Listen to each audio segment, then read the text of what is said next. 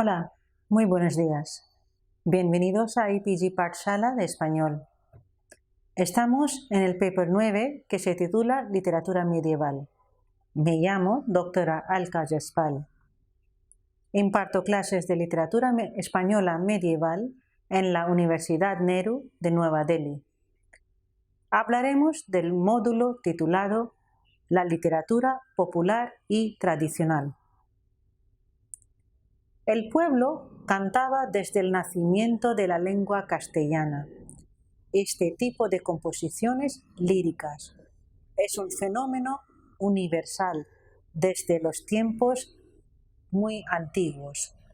Durante el siglo XV se recogen en los cancioneros todas estas composiciones líricas.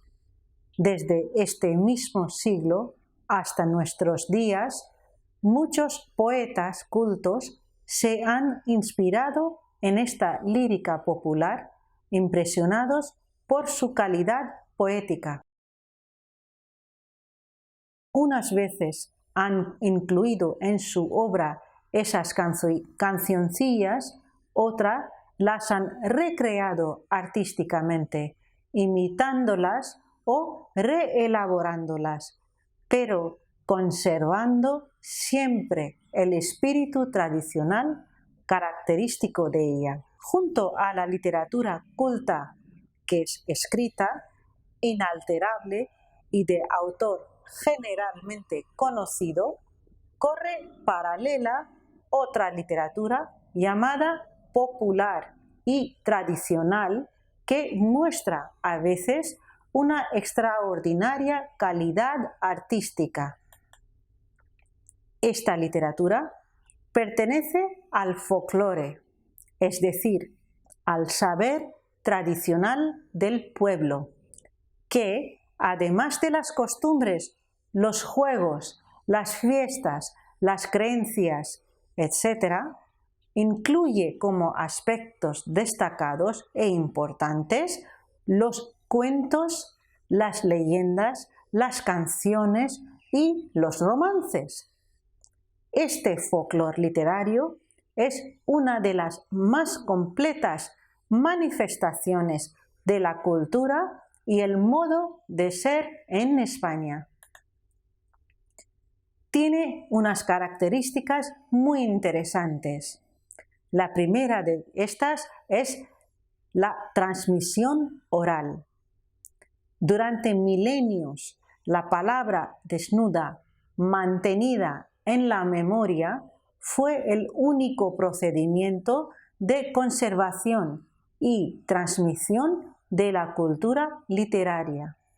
El pueblo que considera estas formas literarias como algo suyo propio, las transmite oralmente, de generación en generación, de padre a hijo, de abuelo a nieto, de un cantante a un grupo de paisanos alrededor de la hoguera por la tarde después de un día duro de trabajo.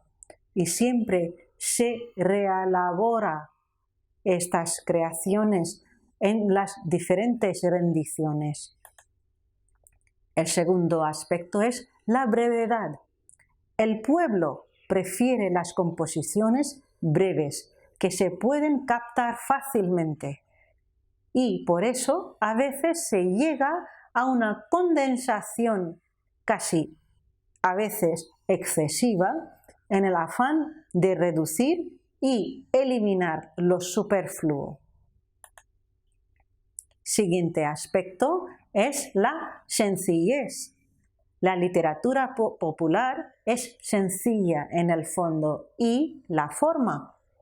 No presenta demasiados convencionalismos ni artificios, porque brota espontánea como expresión de un sentir general, de un alma normal de un paisano. Pese a esto, presenta una curiosa efectividad poética. Es siempre anónima. Hay un creador inicial, claro está, un individuo especialmente dotado que interpreta y expresa el sentir del pueblo. Otros individuos, a través del tiempo, van rehaciendo la obra que se considera un bien común a disposición de la comunidad. Tiene muchas variantes. Como consecuencia del punto anterior y de su carácter oral, aparece uno de los aspectos más claramente diferenciadores de la literatura popular, de la culta, que es las numerosas variantes de un mismo cantar, cuento o romance.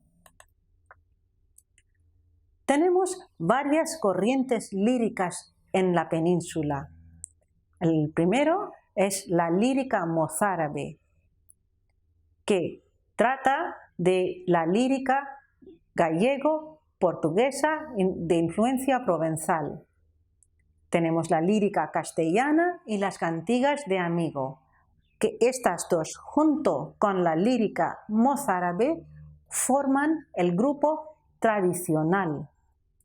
Por otra parte, la lírica galaico-portuguesa de influencia provenzal, junto con las obras que aparecen en la transición al Renacimiento, obras escritas por autores cultos que en ocasiones utilizan formas y temas tradicionales, estas dos forman el grupo culto. La poesía lírica popular y tradicional.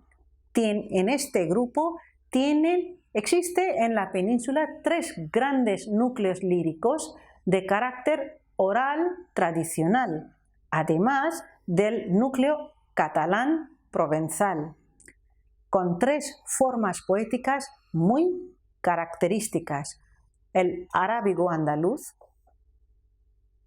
el galaico portugués y el castellano. Primero de todo son las jarchas. Los árabes que entraron en España trajeron consigo por lo menos algún eco de la poesía árabe de Oriente, una de las grandes moles literarias de la Edad Media. La poesía en sí misma vino muchísimo más tarde.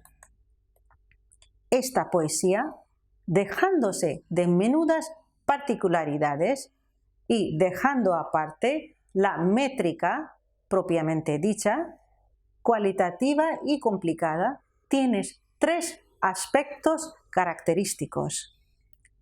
Es monorrima, por muy extensa que sea, con la rima en el segundo hemistiquio de unos versos largos, como un medio de 28 o 24 sílabas por verso.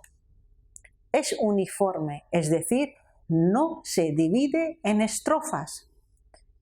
Tiene una enorme carga racial árabe, ya que nació y floreció antes del Islam. El ambiente bilingüe y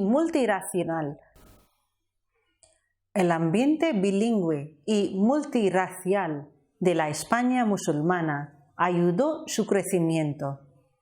Este género andaluz, inventado, según dice la tradición, por un tal Muqaddam ben Muzaffar de Cabra, recibió el nombre de Muajaca. Literalmente significa embellecida o adornada por un doble collar de perlas variadas o por un cinturón de pedrerías y lentejuelas. La Muajaca se distinguía de la casida en relación a los 3 extremos señalados antes, en tener variedades de rima, en ser estrófica y no excesivamente larga, inicialmente de 5 a 7 estrofas, y en tener a su fin una coplilla romance que se llama la jarcha. Las jarchas son composiciones líricas de autores anónimos que podríamos datar entre el año 1000 y 1250. Son estrofas breves escritas en romance hispánico en caracteres hebreos o árabes sin vocales, como es natural en tales escrituras. Al final de una mubasha o muahasha árabe o hebrea. Son unas cancioncillas en lengua mozárabe que cantaban los cristianos que vivían en territorio dominado por los árabes, los poetas árabes y también los judíos, cautivados por la belleza de estas breves composiciones mozárabes, remataban con ellas sus propios poemas cultos llamados muahashas, escritos en árabe clásico o hebreo.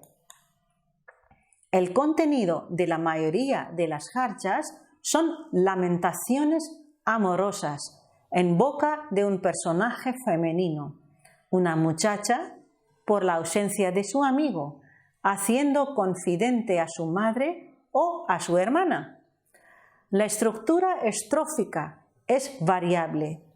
2 o 3 versos monorrimos o la forma de cuarteta asonantada, es decir, 4 versos de arte menor que riman en los pares.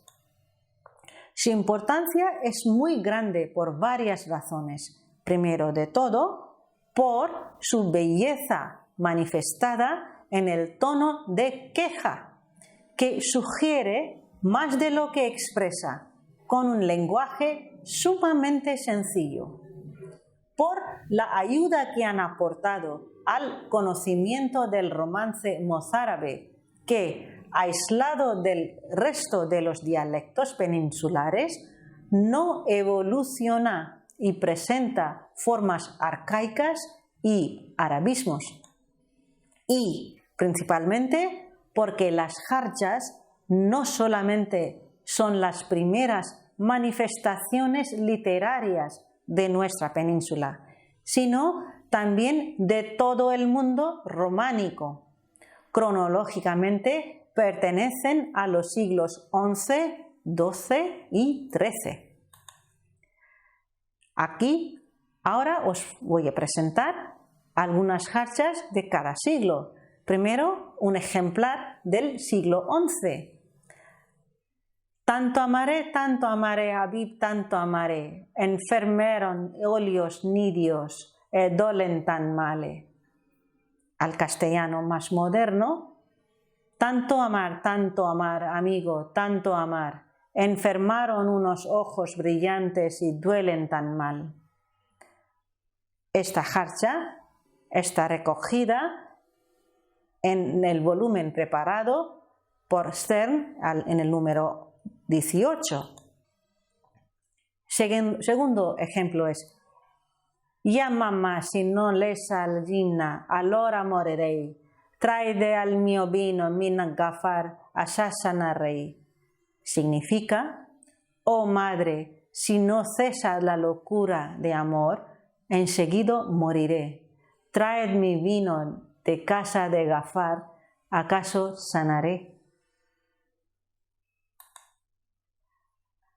Por otra parte, tenemos la lírica galaico-portuguesa, el segundo grupo. En el nordeste de la península, en la actual Galicia y norte de Portugal, se desarrolló una importantísima lírica recogida tempranamente en los cancioneros. Esta lírica es en su mayor parte de influencia provenzal y de carácter tradicional.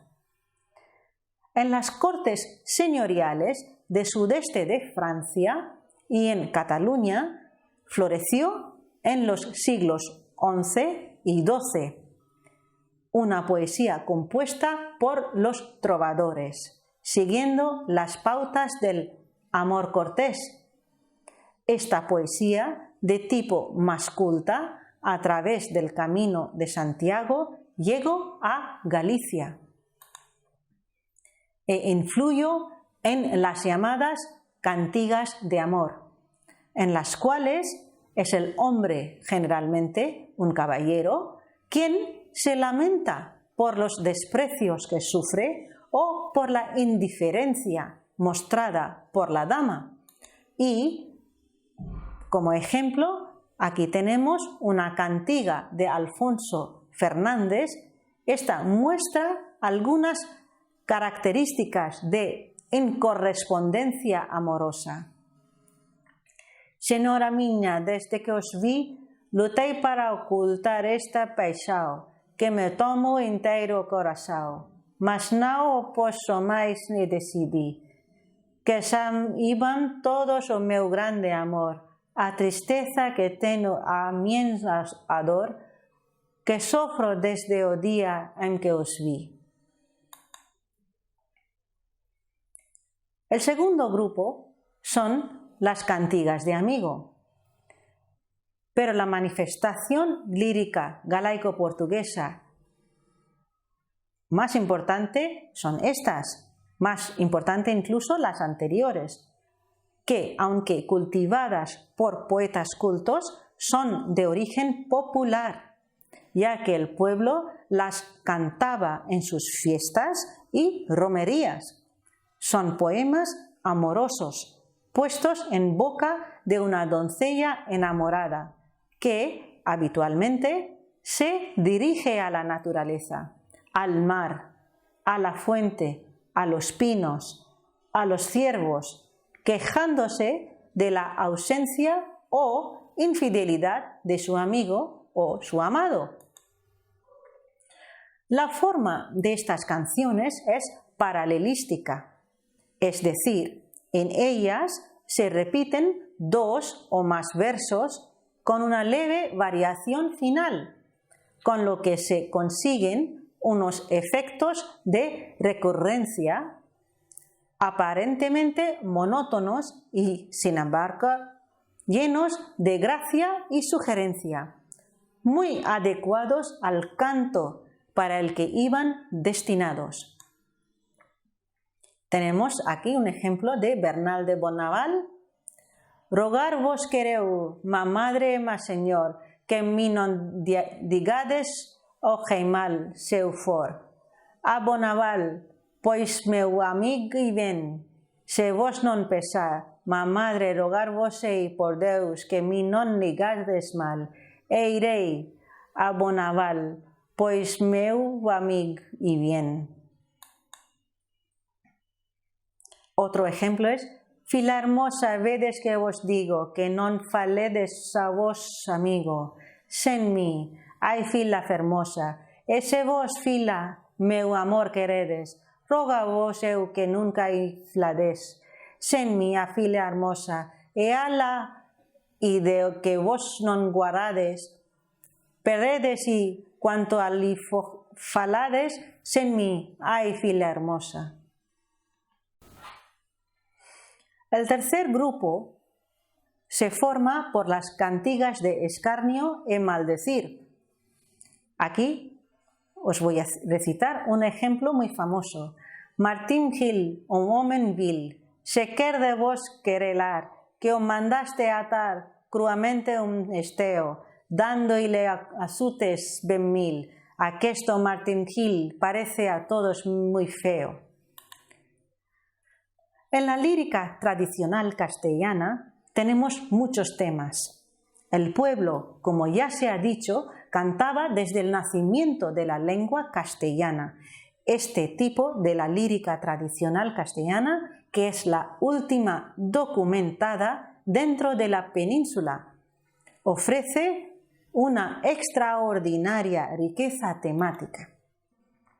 Se puede afirmar que todos los momentos y situaciones importantes de la vida de un pueblo se encuentran recogidos en ella. Cantos al triunfador, canciones de trabajo, siega y vendimia, de romería, bodas, fiestas y juegos, canciones infantiles, satíricas y humorísticas, llantos o endechas por la muerte de un ser querido, cantos de vela, etc. Pero las más numerosas son las que aparecen en relación con el amor. Lamentaciones de la amada por la separación del amigo. Requiebros amorosos por parte del enamorado. El primer grupo es llamado Las Albas. Son canciones puestas en labios de una muchacha que al amanecer espera la llegada del amado, a quien llama amigo. La segunda son las alboradas, canciones que manifiestan alegría por la llegada del amanecer. Terceras son las albadas, las canciones destinadas a celebrar bodas, romerías, etc. Aquí os voy a recitar una albada de Mazaterón. Buenas noches, caballeros, y viva la gente honrada. Con permisos de ustedes vamos a cantar la albada. Hemos tenido noticias de que os habéis casado, mis compañeros y yo. La enhorabuena os damos. Esta mañana, temprano, después de salir el sol, os marchasteis a la iglesia a hacer vuestra confesión. Luego tenemos canciones de trabajo, que son cantadas durante las labores de campo, la siega, la vendimia, la recogida de la aceituna, etc. Tenemos las mayas, que exaltan el triunfo de la primavera y el amor en el mes de mayo. Tenemos las famosas canciones de serranas, también llamadas serranillas. Su asunto es el encuentro de un caballero, a veces perdido en la sierra, y una serrana a la que pregunta el camino o la requiere de amores. En cuanto a la métrica y estilo, la forma castellana más genuina es el villancico, que es una composición formada por un estribillo inicial de 2, 3 o 4 versos. El villancico propiamente dicho, que cantaba el coro. Este villancico inicial se glosa en estrofas y al final de estas se suele repetir todo o parte del villancico a modo de estribillo. La glosa que desarrolla el tema propuesto en el villancico y que cantaba el solista aparece frecuentemente en forma de cejel o la antigua composición arábigo-andaluza, que son trístico, monorrimo, llamado mudanza, y un verso más, el de vuelta, que rima con uno o más del estribillo. La rima va como B, B, B, A, según se dan otras combinaciones también. Las sílabas de versos son fluctuantes, pero con una tendencia reguladora al verso de 6 y 8 sílabas. La rima es asonante o consonante en reelaboraciones cultas. En cuanto al estilo, lo que caracteriza a la lírica popular castellana es la sencillez de recursos, la falta de artificios y la expresión clara que brota casi espontáneamente. El vocabulario es muy sencillo y repetitivo. Destaca la escasez de adjetivos y de metáforas, aunque sí hay imágenes visuales, a veces cargadas de simbolismo popular. Los recursos más abundantes son los de repetición, es decir, aliteraciones, anáforas, paralelismos y repeticiones expresivas de palabras o sintagmas. En fin, el énfasis, la intensidad, a veces el exaltado patentismo, unidos a la máxima sencillez de la expresión, caracterizan a gran parte de esta poesía. La importancia y vigencia de este género es mucha. El pueblo, como ya se ha dicho, cantaba desde el nacimiento de la lengua. Y este tipo de composiciones líricas, Durante el siglo XV se recogen estos cancioneros.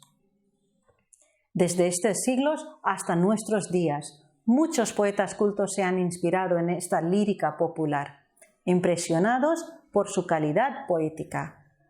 Unas veces han incluido en su obra estas cancioncillas, otras las han recreado artísticamente, pero siempre conservando el espíritu tradicional característico de ella.